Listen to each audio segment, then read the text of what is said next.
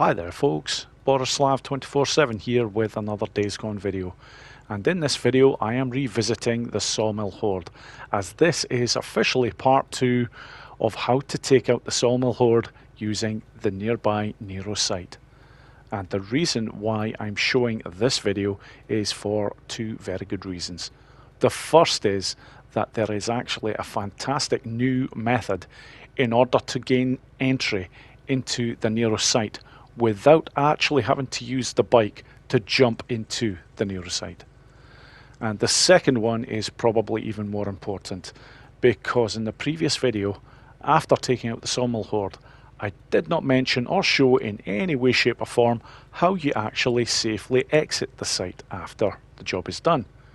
So these things will all be put right, and as well as this, I will show the original method again at the end of how it's all done. So let's do this. Now, in order to gain entry with the bike without actually having to jump into the site, there are two ways in which you can go about this. I'm going to show the longest version first, basically because it'll actually provide a very nice tutorial as well for anybody who is looking to open up the Nero camp first, because there's 7 speakers that need to be taken care of. So I am going to take the time to attach a suppressor, and from here I'm going to show where all 7 of them are. And this is the one that everybody usually misses. That speaker right there. Normally everybody will get the other 6, but they always seem to miss that one because it is very well hidden. But that is the first of the 7. Second one is right there at the entry point. After this, I'm looking to head over to this section here. When I climb up here, I'm looking directly at the next speaker. That is the third one. And from here, it is quite simply a case of the last 4 speakers that are on these 2 main Nero buildings right here. So I'll just take the time to cut these off.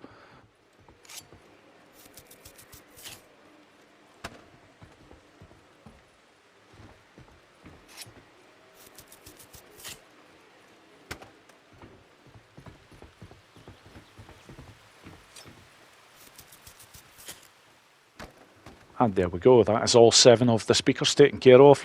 Always nice and easy when you know exactly where they are, and that is a good tutorial for anyone who is not sure. But from here now, obviously, I need to get some petrol in order to fill up the generator and then basically provide power to the site. So there is a petrol can either side of the Nero site, but obviously the one that I've just picked up is by far the nearest. So there we go. Job done there. I am going to take the time to just get rid of the petrol can and put it in a spot basically where I may be able to do some damage to the Horde, because they are all going to congregate in that area.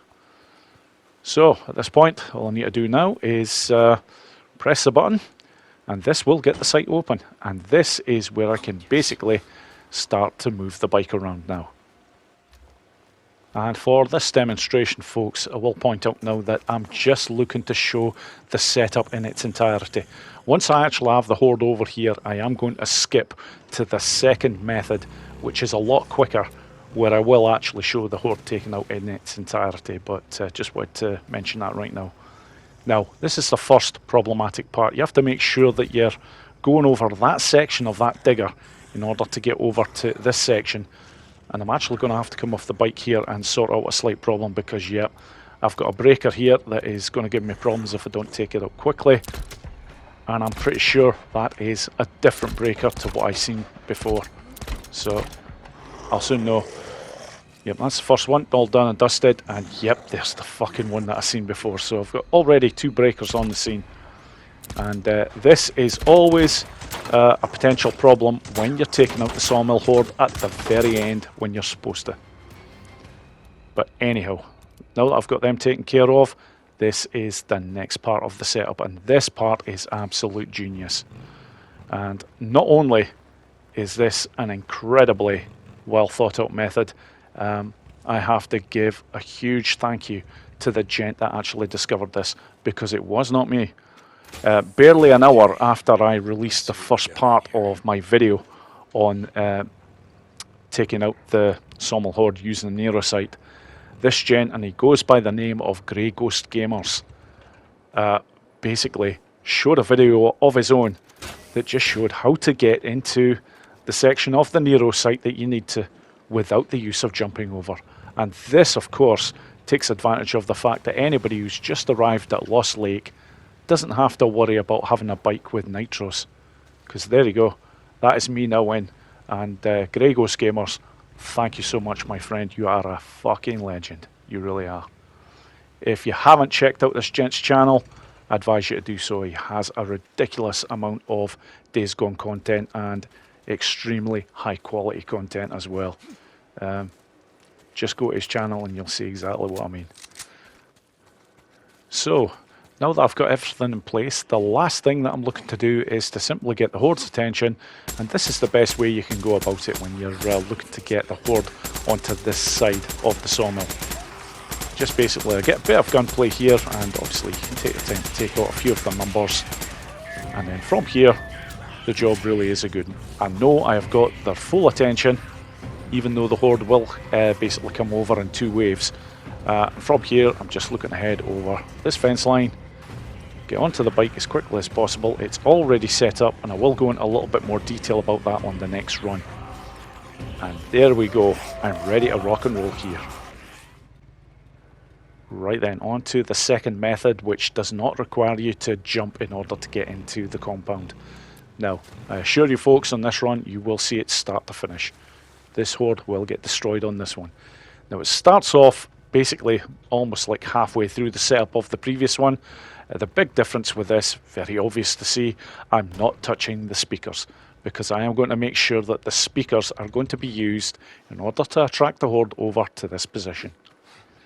But before that can be done, I obviously need to get petrol for the generator. And then once I set off the generator, you'll see exactly how this will play out. You just have to remember 1 or 2 things when doing it this way, and it actually does become quite a manageable job.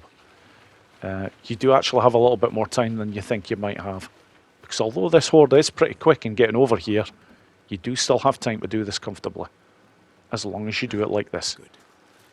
So, one final thing to do before I get the action going.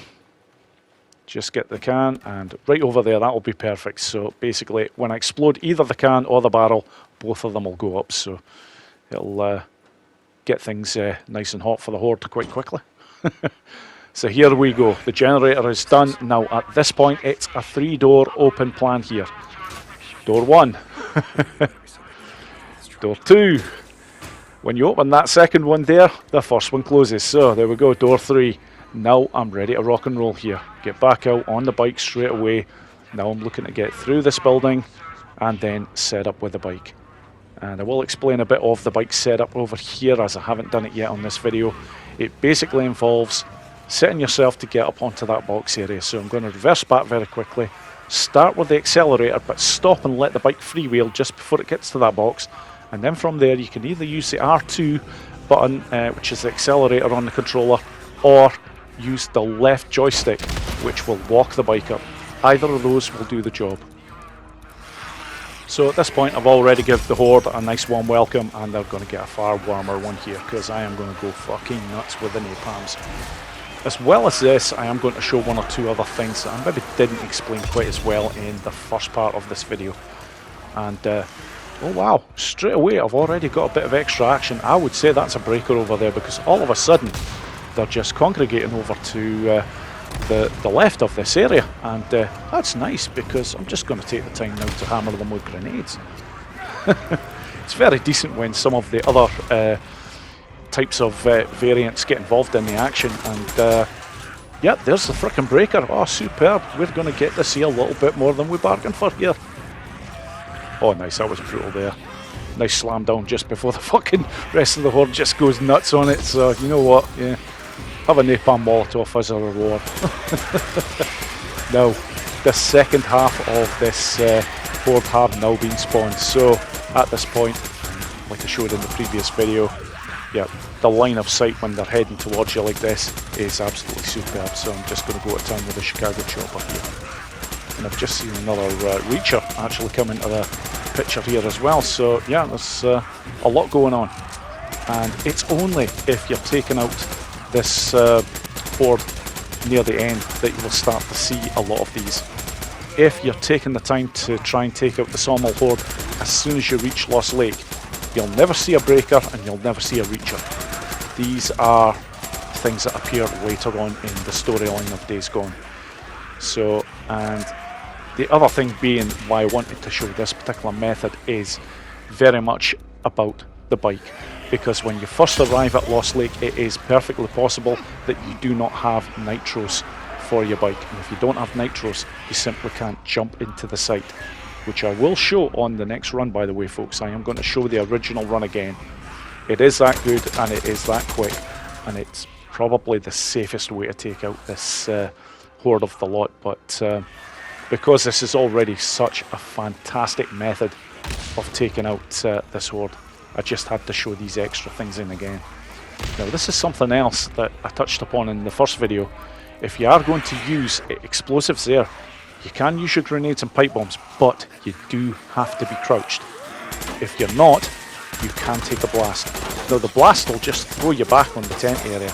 You won't actually come off it, but it will do you damage. If you crouch, you won't have that issue. Simple as. So anyways, this is how I like to normally finish off this horde. I head over to this side and basically it just entices the last of the horde out onto this section. And if, yeah, I've still got one or two, so I'm just going to move that a little bit closer, and there you go, out they come. And now I've got the prompt on screen, fill truck with creosote. Now, oh, there is something else there. Yeah, there's always one or two extras that join the party, and holy shit, that's a screamer. Yep, I've got a little bit of everything on this run, that's for sure. I'm certainly getting my money's worth. Now, this is the part that I simply did not show in my previous video. How the hell do you get the bike out of the site once you've finished all this action?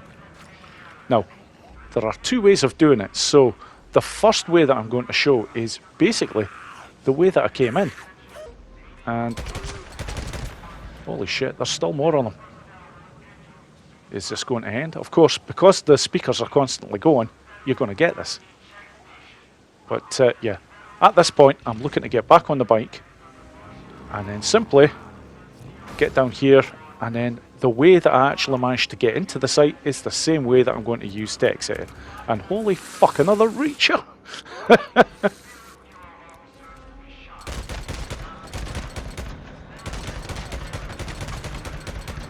Yeah, I'm not messing about here. Fucking RPD. I'm not actually doing a very good job. It's really headshots that I'm looking to get here. There we go. Now, is that finally all of these fuckers? Do you know what? Before I actually exit the site now, I am going to take the time just to take out these speakers, because obviously, at the moment, with these things blaring still, that is why I'm getting so much attention.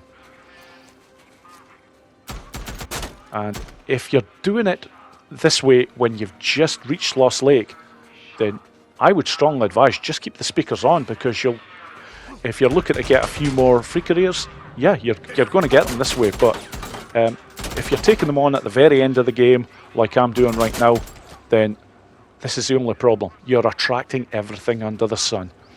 Reachers, breakers, screamers, and a great number of wildlife as well that can potentially head over to this area. So now that I have all those taken care of, it should now be a much simpler affair. The last thing that I have to do is get this bike out of this place. And of course, now that the Nero Site is open, it's just basically a case of using these doors. And that one is actually open, so yeah, this one's bloody closed again. That door seems to have a mind of its own.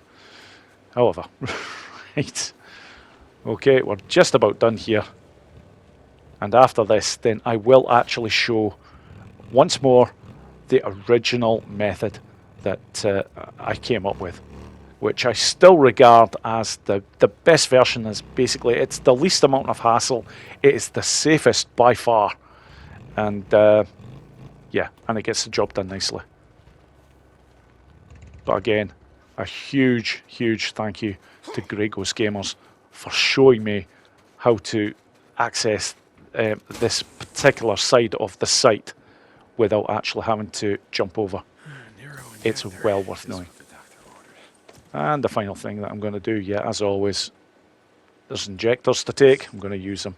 I already have my focus maxed out, so in this time it's simply going to be stamina. Okay, on to the final run, folks. Right then, for the final run, I am going to show the original method of how to get the job done using the Nero Site. This is the way I showed in the first video, and it is still by far the best way of getting this done. You save so much hassle by the fact that you simply don't have to go through the Nero building and whatnot. You just have to make one simple jump. And as long as you have at least a standard engine and one nitros installed on your bike, you'll be able to make this jump. I actually have a slightly higher level on this bike at the moment, and truth be told, I should have took a slightly bigger run up there, but it doesn't matter, I've made it over anyways. Now this point here is again what I talked about before. Line up to that box, start the accelerator, but let go long before you get to that box and let the bike freewheel. You've just got to make sure that that front wheel is sitting on that box there, and that will allow you to get the bike basically onto that tent section very, very easily. Although I have heard of some people that are having problems. I'm not sure if that's maybe the PC community that are maybe using keyboard and mouse, which they may be getting problems with, because I've actually tested this on the PC and it works perfectly well. So if you are having trouble doing it using the keyboard and mouse, change to a controller. It's a hell of a sight easier, in my opinion, to play the game with anyways outright, and you'll see the difference. You're basically looking at R2 or the left joystick in order to just walk up the tent area with Deacon. And that's basically what I'm doing there. I'm just using the left joypad there. I'm walking up the tent. Deacon's obviously got some seriously strong thigh muscles in order to get that bloody done. In fact, flipping superhuman in my opinion, but that's another story. Anyways, we have the ball rolling here. This is how safe this one is. As you can see, the Horde is nowhere near me. I can just take my time in order to get onto this section, and from here I am untouchable. And yeah, I've got more action straight away because the Horde all of a sudden is heading over to my left. In fact, the tree's actually obscuring what the hell's going on, but whatever it was, I'm assuming, given that it was that quick, it was maybe an animal, because now they're coming back very quickly. So just wait until I've got more of their numbers, and then it doesn't matter which. Well, actually, I thought I would have taken up both the barrel and the petrol can there, but never mind, not a problem. So from here, they've congregated nicely there, so nice napalm Molotov will get the numbers done very quickly. And yeah, they seem to be stuck on this occasion here, so that's definitely working in my favour here. This will basically mean that the second wave should start appearing very soon, because it's normally when you're round about the halfway section in terms of how much of the Horde you've actually taken out, that basically you will start to see the second spawning appearing, and here they come. So I'm just going to fire another pipe bomb down there because there are still quite a number of them below me, but now it's all about the Chicago chopper. As I've said many a time when demonstrating this method, they are just lined up so well. Not only the direction that they're running towards you, but when they actually get to the fence line there, as soon as they're climbing up, they are climbing into your line of sight. It doesn't get much better than this, folks. So this is maybe about another minute or so to go from here, and I will probably have most of this Horde taken care of. But one of the most important things that I am going to show at the very end of this video is by far the most easiest method of getting out of this Nero Site with the bike once you've finished the job. I did say there was two methods. I've already shown one of them, but the one that I'm going to show at the end of this run is by far the easiest. Especially, say for example, if once you've actually taken out this Horde and you maybe come off the tent area for some reason and forget that you've actually left the bike up there. It doesn't matter. This method of getting the bike out of the Nero camp is as easy as it gets.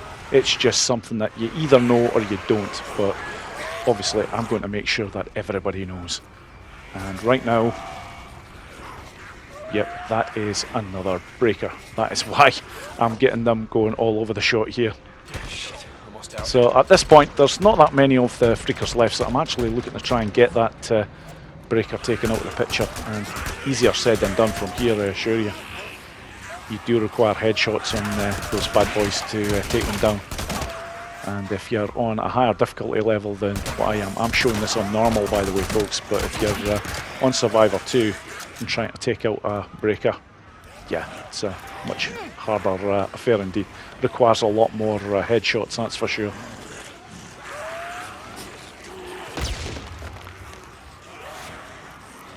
Right, okay, let's see what this one's doing here. Yeah, that breaker is a bloody wimp. He's doing nothing. That's just no good at all. I want to see some action for the bugger, but doesn't look like I'm getting it. In fact, yeah, I've got a number of breakers here. This is, yeah, making making this takeout of the Horde just a tad longer, a tad trickier. And yeah, there's a barrel right there, so let's see what that can do to that breaker. Yeah. Dazed them, and yeah, I'm just looking to hit that crate there to actually just create some noise that'll maybe bring them towards my position. There we go, that's one of them down. Now, I still don't have this entire Horde taken out yet.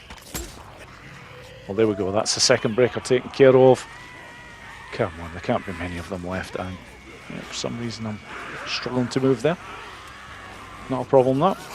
Yep, as always, when there's not that many of them left, I move to the other side of the tent area, as close as I can get, basically, to the edge of it, and that brings them all out nicely. There we go, I've now got the screen prompt. So finally, this is how you exit the site safely. Right then, for the final part, I'm actually using a clip from a different video, and purposefully because I'm actually going to show that I've left the tent area. I've got no way of recovering the bike unless I do this. Access the map, highlight the bike with the cursor, you will see the recover bike option appear, and you simply press the corresponding button, which basically moves the bike to another section which is outside the Nero site. And in this case, it's basically where I started the jump from. And that is finally the end of this video, folks. Thank you so much for watching, and I hope you all enjoyed it. Take care.